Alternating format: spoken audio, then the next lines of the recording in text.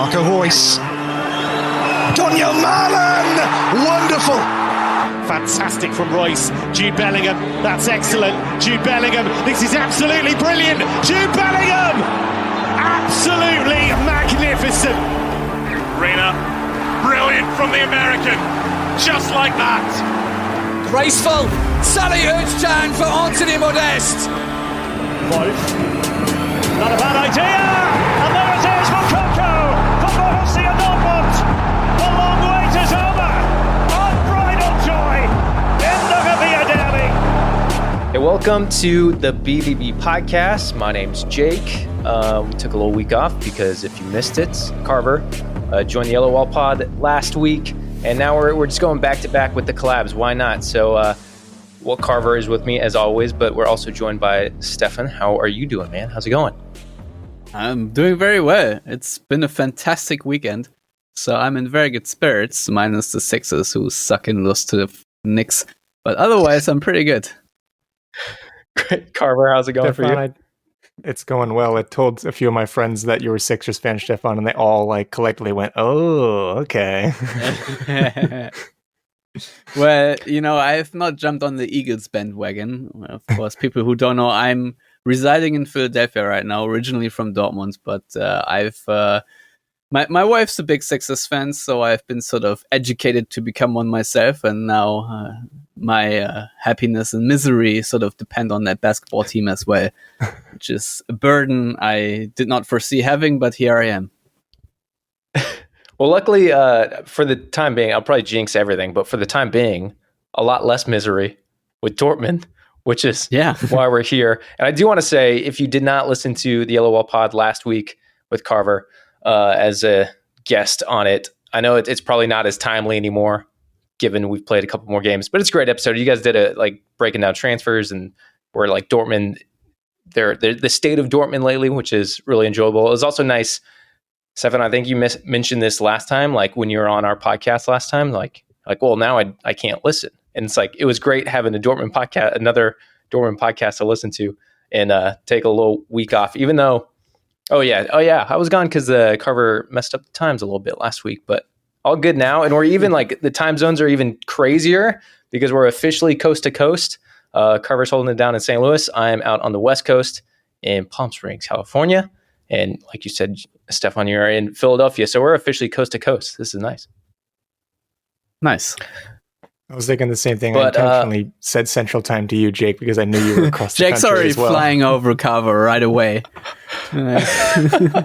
Also, if I am in a hotel, so if I disappear, it's just going to be a repeat of last week, which, I mean, you guys held it down way better. You guys probably should just do it without me anyways. It was a way better episode without me just rambling over here. So well, I'm doing it usually without both of you.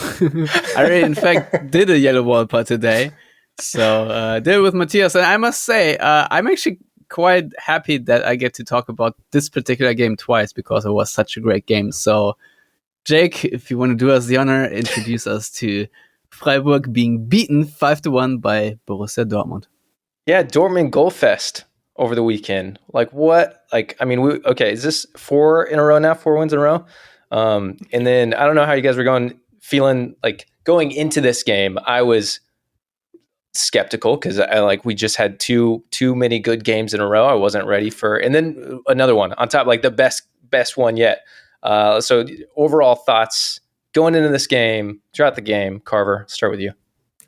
Well, this is another certified hood classic, this game. I mean, like you said already, lots of goals, historic moments with Haller scoring his first goal in front of the Südtribüne.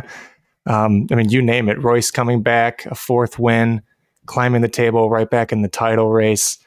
Stefan and I both were pretty optimistic. I think we both said 3-1, if I'm not wrong. I was hoping for maybe another look similar to our last home game against Freiburg last year under Rosa, and it was literally exactly what we got, a 5-1. So I called it. And then, other historic moment. Historic, making, I guess, this history thing, but Adeyemi officially the fastest player in the Bundesliga, which is... that too. And he got another goal. So if I did not think you would go to the Adeyemi stat, but here we are. Hey, I thought it was cool when it popped up there. And And he scored. I probably wouldn't have said it if he didn't score again, because then people are out here would just be saying, oh, he's fast, but he can't get anything in the net. But he did it again. But, I mean, early on in this game, seen some cards. I even think before the early red card, which was like the 16th minute, which definitely helped us. But we seem to be in control a lot, like from the start. And one thing I'm noticed from the last game specifically, but carried through over into this game, was the counter pressing. And I'm just hopeful that like this is the plan moving forward. Like what we're seeing, I think the last two games is like what we hope to see coming out of the blocks in 2023. I don't know, we've still won 4 in a row, but I think the first couple games were a little slower. We almost had the like, is it kind of the same old Dortmund? But now it looks like we're actually making progress. Stefan, do you want to like speak to that? Any like, do you think this is a good signs moving forward? Are we in a little like, just, I don't know, good luck streak right now?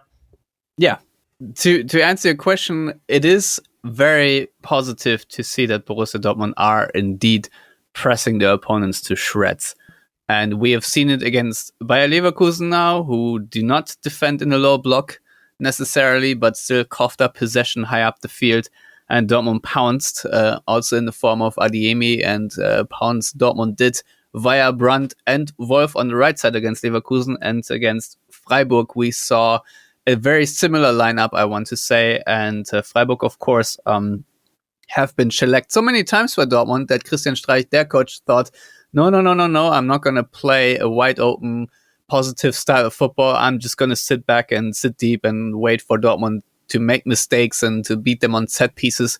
But the counter pressing was so important that Freiburg did not have any room to breathe. Dortmund just killed them, controlled the game, created chances. And to that extent, I think my favorite stat of this game, minus Adeyemi, of course, being the fastest man alive, is that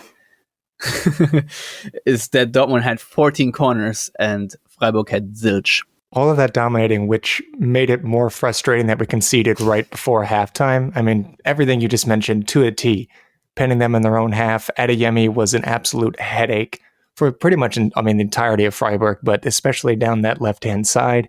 Adeyemi drew 5 fouls in the first half. Sedilia could not handle him whatsoever. And we just continued to just lay on more and more pressure, and had probably a handful of chances even in the first 9 minutes as well. So very positive start, but unfortunately conceding right before half. But I was getting ahead of myself.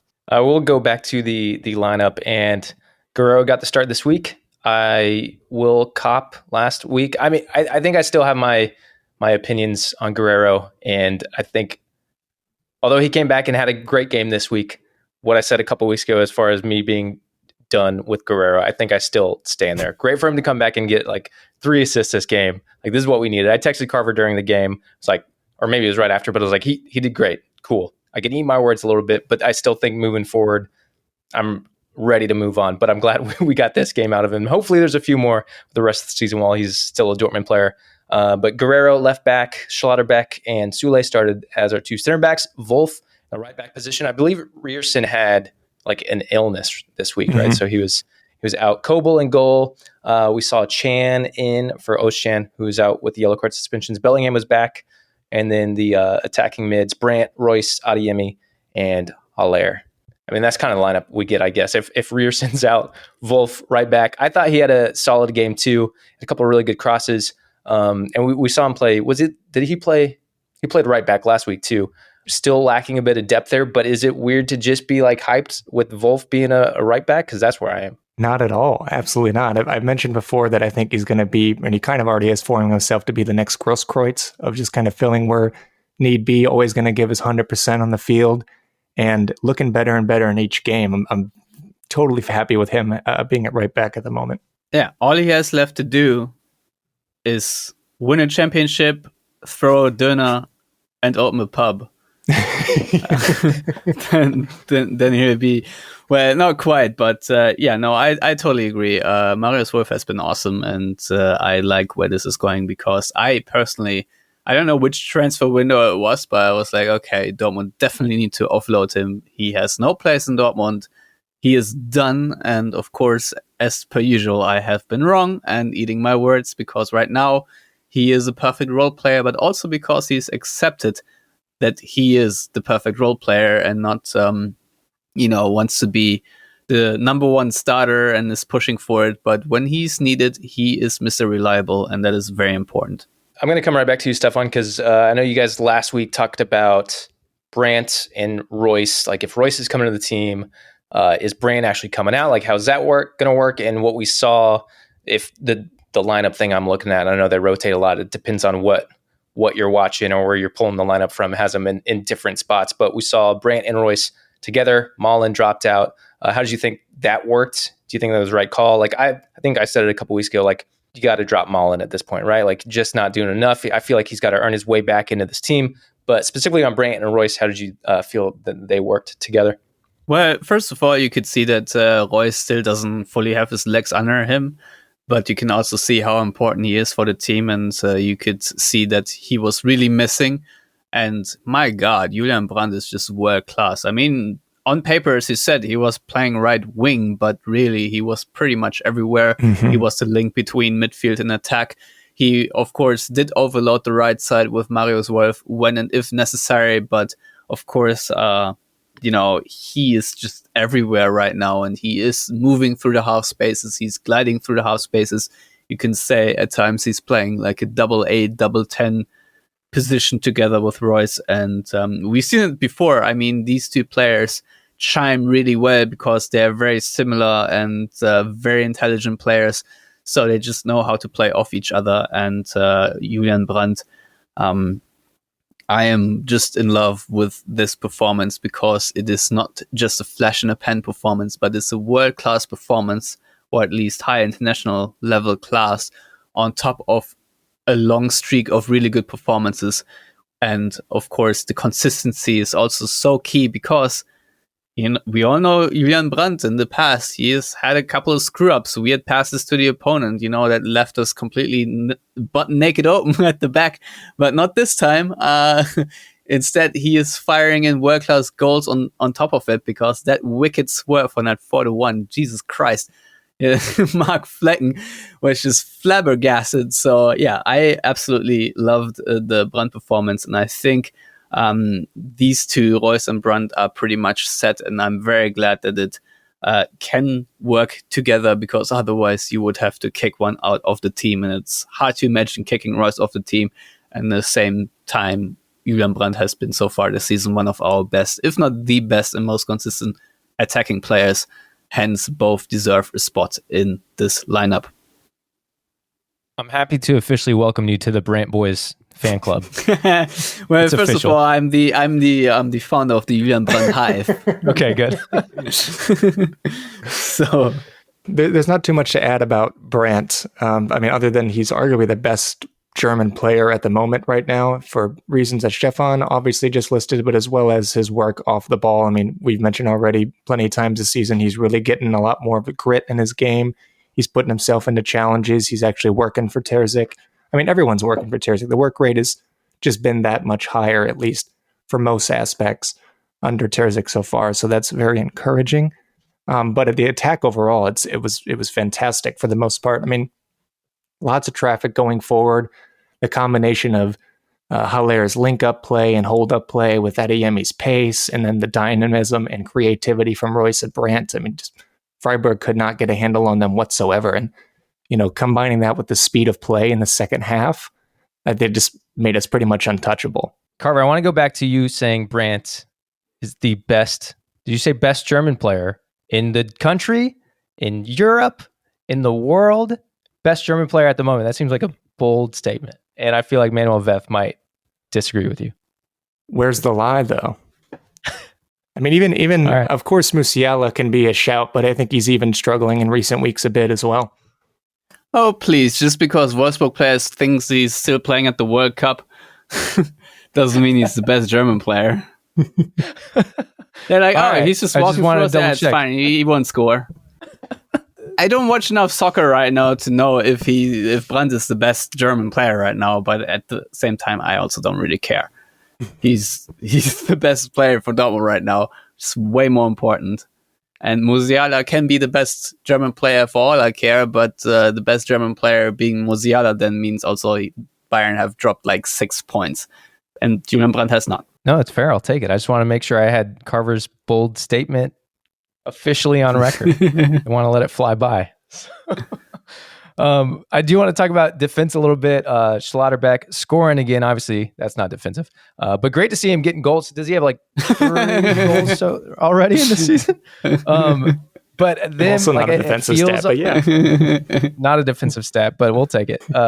No, I in the last episode you're talking about Chan dropping and kind of giving us a back three, and you talked about, like, we had it again, Chan being reliable again. We see this in streaks. I hope it stays. Is this the answer? Again, I'm looking for answers to maintain and hopefully ride this out the rest of the season. Because we have all winnable games coming up, I feel, especially even looking at Champions League. So, like, does Chan hold a spot? Do we move to a back three officially? Well, I wouldn't say just go with the flow, because the plethora of options is big enough so that you do not have to go with Chan if you feel like you need other qualities. Obviously, he's a great ball winner, but if you feel like you need better distribution, you might want to go with Dahoud. But I want to say that Chan actually right now is ahead of Özcan in the pecking order, because Özcan has lost his form a little bit, and obviously he's going to get it back eventually. But in the meantime, Emre Can is playing really well because he is self-contained. Let's put it this way. He has managed to, I don't know what he did during the time off, whether he picked up yoga or I don't know. He just seems calmer, and that helps a lot. He does not make a lot of boneheaded mistakes, which is usually my number one criticism, is that A, he gets too hot-headed, and B, he is caught in spaces where he should not be, vacating the defense. Right now, he is actually fitting in, but I want to say this. The reason why Emre Can is looking good right now is because the team is collectively pressing. And that is a skill that Emre Can has, and a system where he feels at home. And if you do not collectively press like Dortmund are doing right now, then Emre Can will make mistakes. But if you are the second wave of pressure in Emre Can, then you're doing a good job. If you have just players not tracking back in front of you and basically have to clean up all by yourself, then if you Emre Can are in a lot of trouble. So right now, this version of Emre Can and in this version of Borussia Dortmund, I like, and I think it can work quite well. Do I say he is an absolute must starter? I would not go this far, because it always depends on who your opponent is. Yeah, and as far as, I mean, starting lineup and everything, the nice thing we've seen so far in 2023 is, like, we're actually healthy. Like, we have some depth now, which we have been lacking for so long. And it's not. It's like we have the options to rotate and shift things around. So, can we officially blame the inconsistencies on injuries? Knock on wood that nothing else happens. Or is, like, Terzic kind of figuring things out? It's a combination of a few things. I don't think it really comes down to just one thing at the end of the day. I mean, both of those things are absolutely factors, and you could probably still go down the list. But the point is, looking forward, I mean, this is a team that have a collective, dare I say it, identity, and the players are obviously putting in the work for the manager. Going back to what you said about being healthy too, I mean, I was very delighted to see Dahoud in this game. It's mind-boggling that he's been out since August now when I saw him in person. But I mean, Dahoud just doing Dahoud things. I mean, he has a delicious pass over the top. He has a shot that goes over the bar. I mean, it's a classic Dahoud performance. So I'm pretty happy to have him back. And again, to keep adding to those options. If Chan falls out of favor, I have two other. I'm not going to say Dahoud is a 6, but you have two other players that can play in that position need be. Well, if I might add, is I don't have a definitive answer to any question right now. I'm just wondering aloud.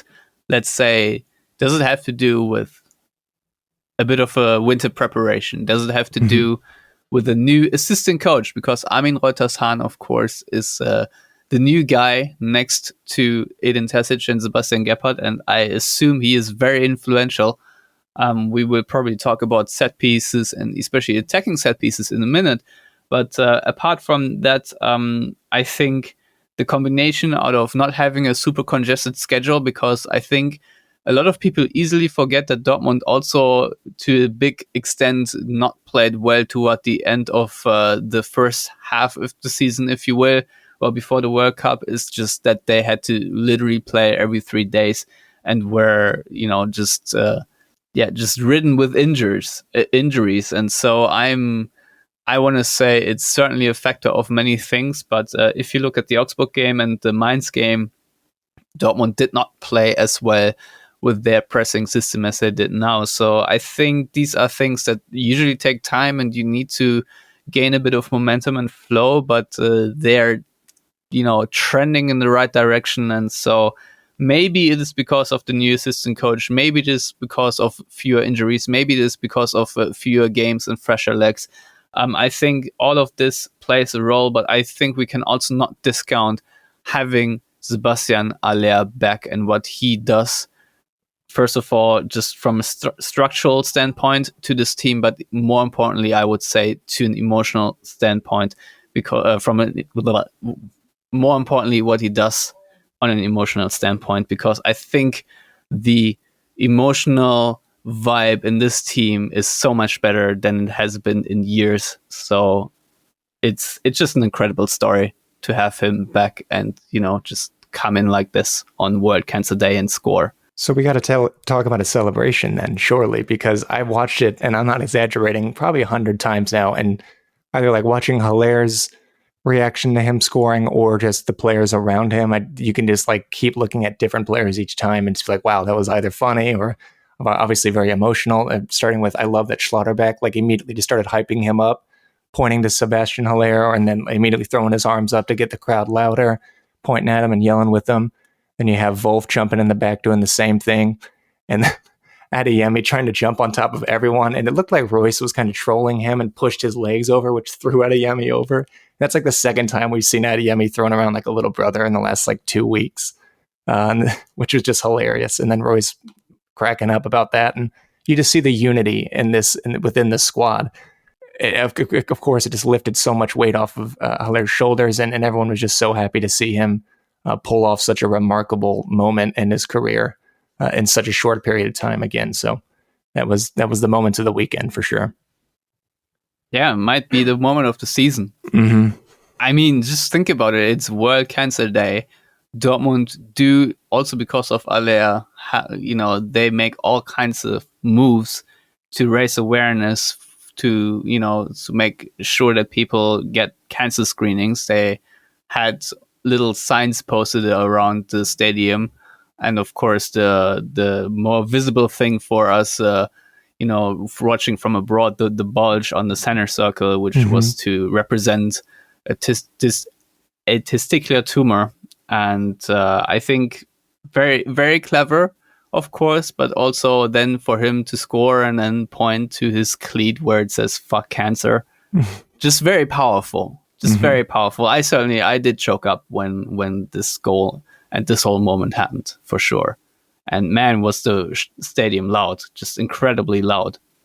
Yeah, it was. I mean, it was perfection all around. I didn't even know like it was World Cancer Day going into it. I wish I would have, because then the whole time I would have just been like way more amped up in anticipation of him scoring, which I think we've been calling it since he came back. We're like, he's going to score, he's going to score, he's going to score. But for him to do it on his start, like his first start back at home on World Cancer Day, like it doesn't get any better than that. And then I think as far as like the emotional tie and just like having him come back and like you said, that lifting up the team, like it's one thing to have him back like just purely out of like emotional reasons, and that's obviously going to get you hyped up and on a personal level. But the fact that he's back and he's playing super well, like takes it to another step of the guys feeling like, oh, this is we basically have a new player. Like we're already excited he's back, but they would have been excited if he was back in like playing 10 minutes, you know what I mean? And not even contributing that much. But the fact that he is contributing and he has been each game in his hold-up play and just how the space he can take up and up in the opposing team's box, like it's just, I don't know. It's amazing. It's amazing. I think we said a lot, but it's great. And I think that is a big part of what's happening in this early part of 2023.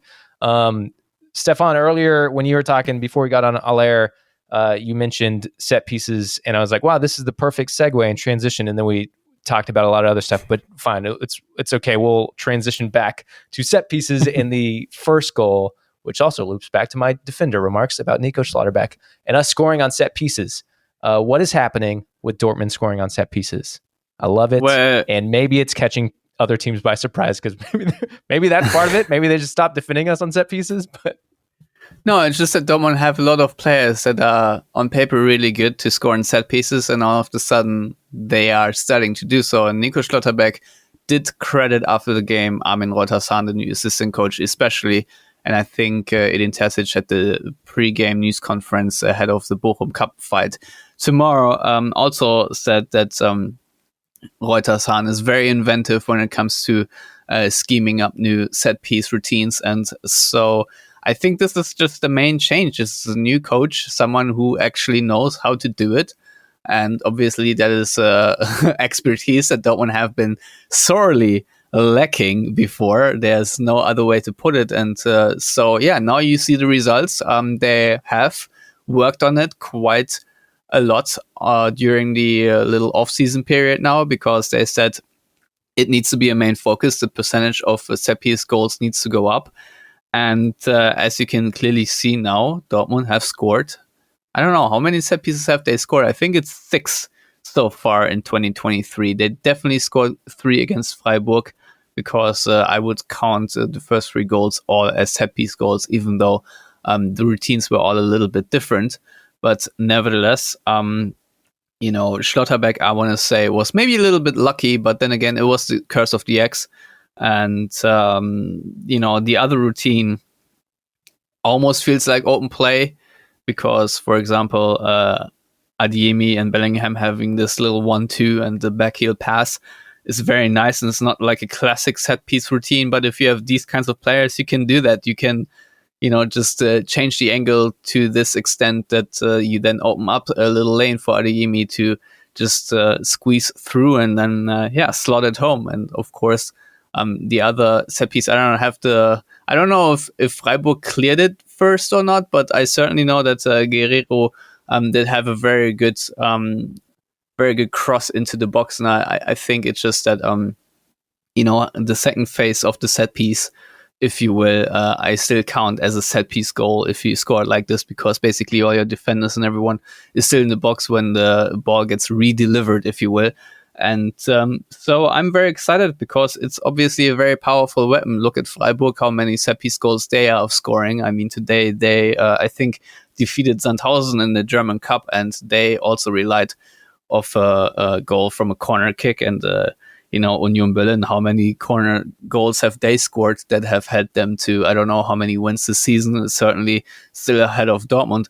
So I just think from this standpoint that Dortmund are going to win a lot more games, because it is a legitimate weapon, especially if you have like 60-70% possession, you will have enough corner kicks to really capitalize off of that. Yeah, you mentioned it a little bit already, but even on the ones that we didn't score, we still looked just very different from what I'm usually, used to. It looked very creative. It looked very inventive, as you mentioned.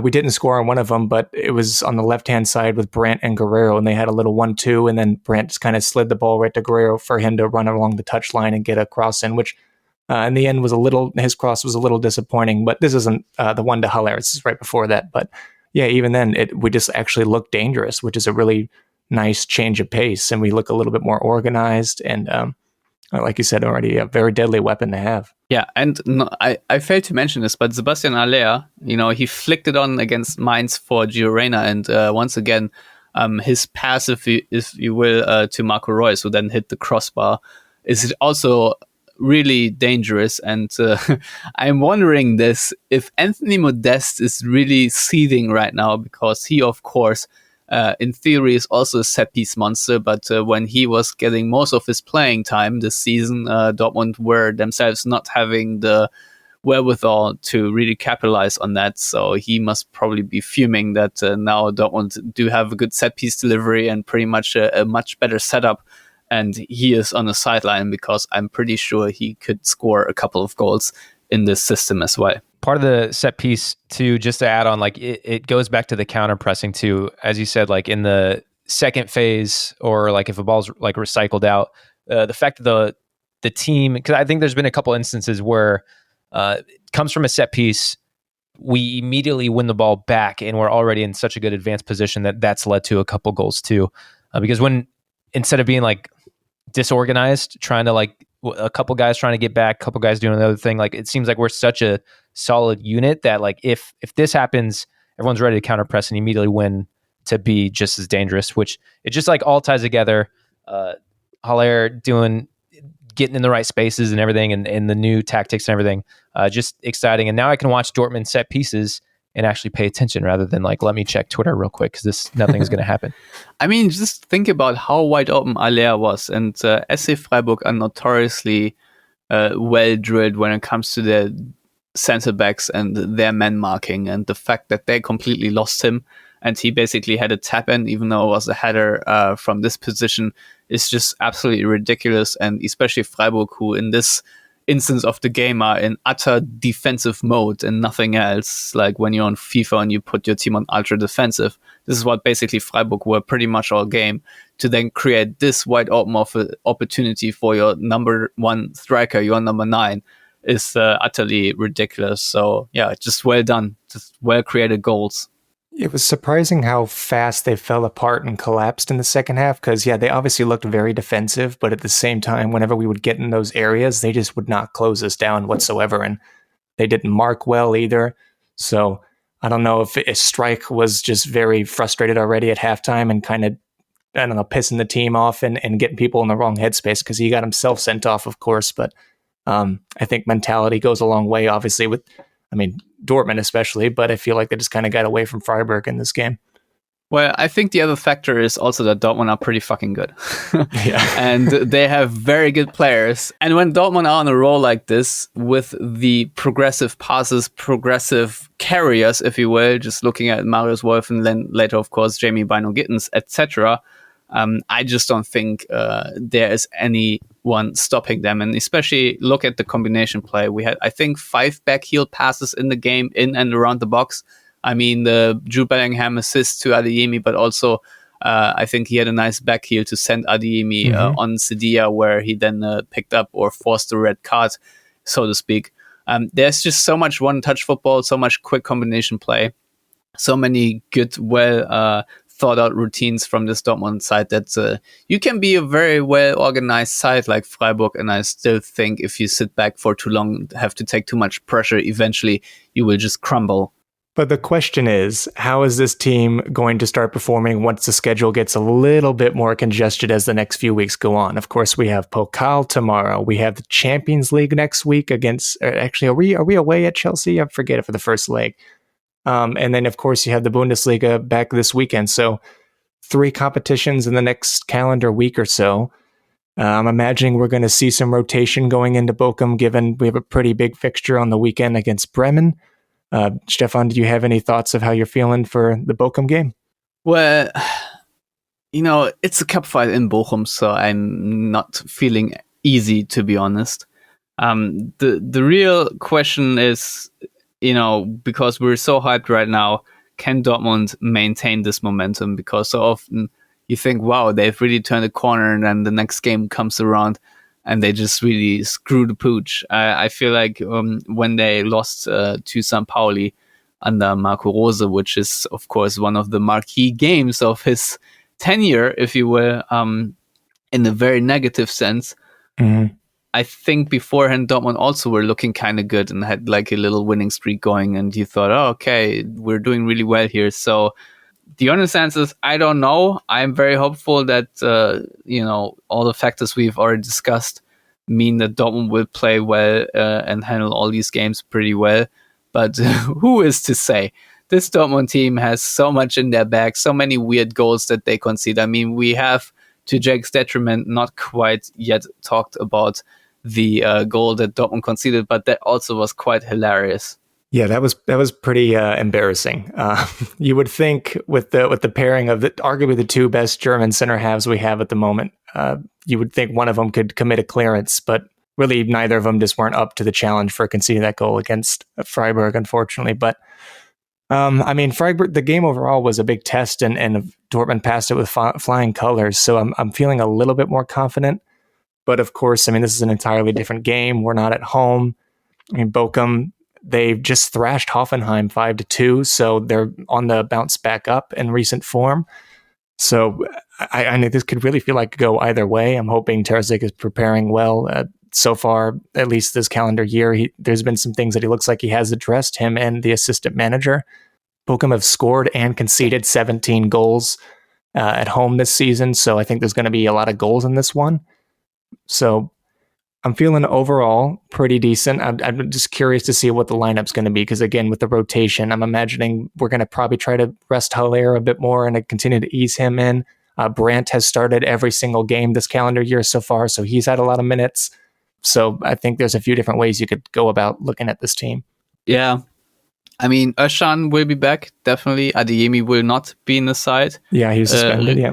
Yeah, Ryerson will definitely be available again, because Terzic did say that. So I do wonder if that means Guerreiro goes back to the bench. I mean, Guerreiro played lights out against Freiburg, but do you trust him to replicate this in such a dogfight? Or do you want Ryerson, who of course is a much different player than Guerreiro?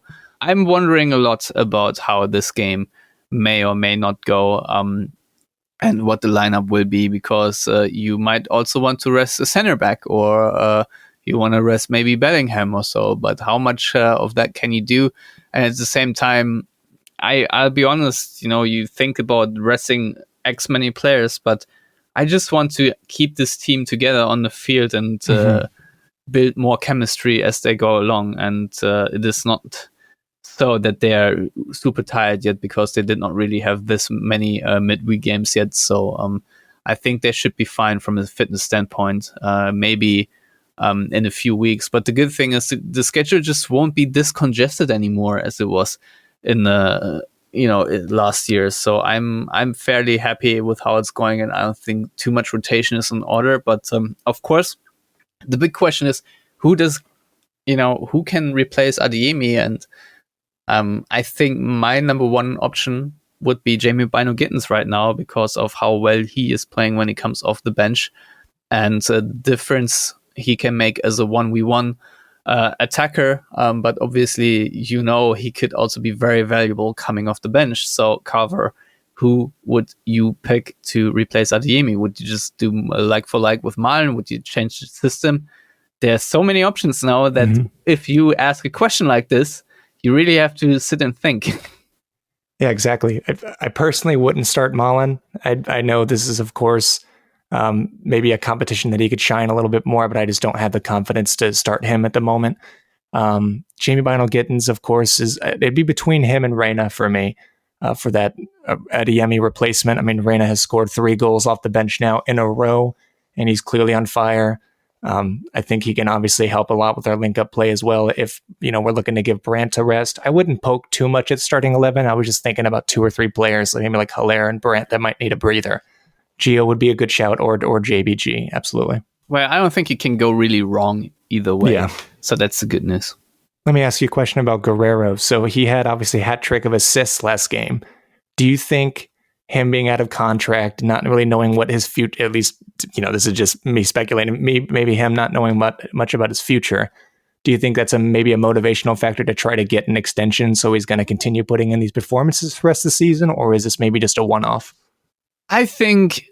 Honestly, I think it has more to do with Ryerson than with Guerreiro being on the contract. Yeah, I think he feels pressure now in multiple ways, and I think this is the only thing that makes him play better, to be honest, because I sort of agree with Jake. There are just too many performances that allow you to say, I am very much over Rafael Guerreiro in a Dortmund shirt. And it is painful to say, because performances like the one against Freiburg just remind you that there's a world-class player in there, and if only he could show up every game and, care a little bit more on defense, ideally he would have had a similar development as Julian Brandt, who, we have successfully beaten all the Leverkusen out of him, and he's now actually, a more well-rounded player, also just defensively. And Rafael Guerreiro, just after so many years, is not, and I do not know, what it takes for him to be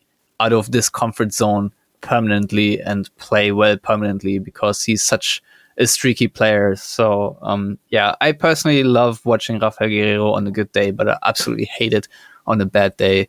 So I'm a little bit still on the fence on this, but at the same time, I do think the club has sort of moved on, and you see Rios on start when he's available, and with that, I think that says a lot about where Dortmund think they're going next. And Rafael Guerreiro probably still has a important role to play this season, just because of the skills that he has, but I'm not entirely sure how much and to what extent he will feature. And so to answer your question, I hope we get a positive turnaround from Rafael Guerreiro, but I would not bet on it. Yeah, you can't really expect him to improve much on the defensive side of his game under a manager like Terzic that isn't just that, well-rounded in the knowledge of that aspect of the game. I mean, you could maybe make an argument under Favre. He had a few performances, like when we had a clean sheet when Barcelona came and he was marking Messi the entire game, and somehow we walked out of that one with a clean sheet. And there was a few other performances here and there, of course, but yeah, under a manager that's a little bit more attacking minded, more on the counter. I don't think Guerreiro is just, and especially this stage of his career, as well, he's almost 30. I don't think he's just going to be focusing too much on that part of a game rather than trying to flourishing on the side that he actually flourishes in. So, do you have any predictions for Bochum? Well, on the YellowWallPod, I said 4-1, so I have to stick with that now. 4-1 Bochum? No, I said 4-1 Dortmund. Very good. Yeah. You feel like we might probably concede one that's out of nowhere. Of course, they have Hoffman, who's scored 5 goals this year, 6'5", so he's going to be a pretty good target man. And we have the size to match that, of course. You have a handful of our center halves are big guys.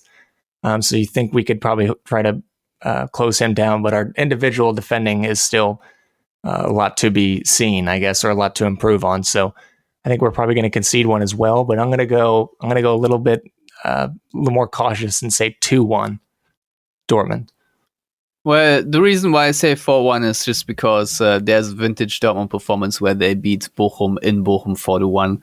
And basically, I was reminiscing, but in all honesty, Bochum are a very dangerous team. They have very fast players with Anvi Ajay, for example.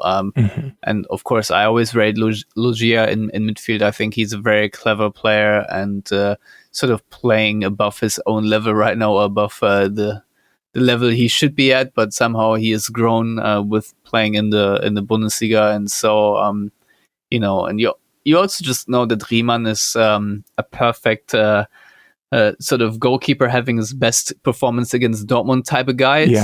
That's usually very annoying. But more importantly, there can be a dynamic of the game due to it being a cup tie and due to it being going to be an absolute cauldron in the Castropa is how we call the stadium. I don't even know what it's Revier Stadion, I think, something like that. But more. It's just going to be a crazy game. I already know there is unforeseen shit going to be happening, and we're all going to question ourselves how Dortmund could even allow whatever they're going to allow, and Bochum will thrive off errors and find weird ways to score either off set pieces or counterattacks. And something will be afoot, I'm sure, because there's no way this game ends in like a boring 3-0 routine win for Dortmund. They would do to other cup teams, let's say. Like the Hanover game was already pretty crazy, and Hanover is pretty bland. And Dortmund walked away with a 2-0 win, but honestly, Hanover could have scored 4 or 5. Also that scoreline was flattering. Oh, yeah. I remember how nervous that entire game was, and I have no idea why it was so nervy, but yeah. Of course, then we would advance in the Cup, another competition right after that for the Bundesliga, and then you have Champions League next week. The Bochum game tomorrow was at 1:45 Central Time. We are away, of course, at the Ruhrstadion. And Jake, do you have any predictions before we get out of here? Hey, all I'm going to say is the Stefan Carver Show 2.0 was meant to be. It's destiny. All right. So thank you as always for hanging with us. Stefan, please, is there anything you'd like to plug or talk about before you get out of here? We greatly appreciate you coming on the show and having me on the show and not Jake, which is perfect according to plan. Yeah, I was going to say, since he can't hear us right now, screw Jake. And he has no idea what's going on. He's just looking into the camera. But no, honestly, it's a pleasure to be on, even though your setup is lacking the professionalism right now because you're using hotel Wi-Fi.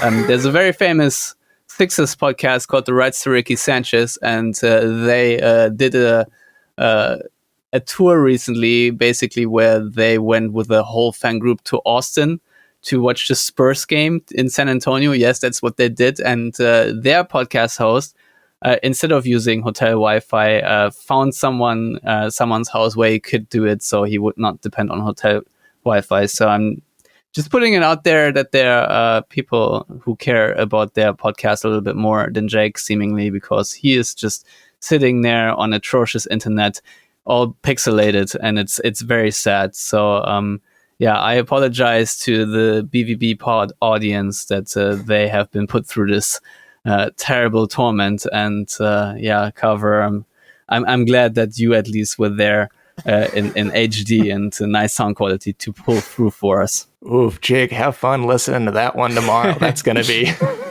Oh, man, also that's going to be some edit. Yeah, exactly.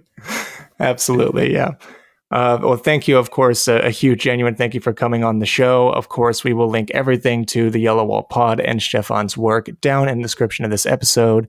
Thank you, as always, for hanging out with us, and we will see you next week.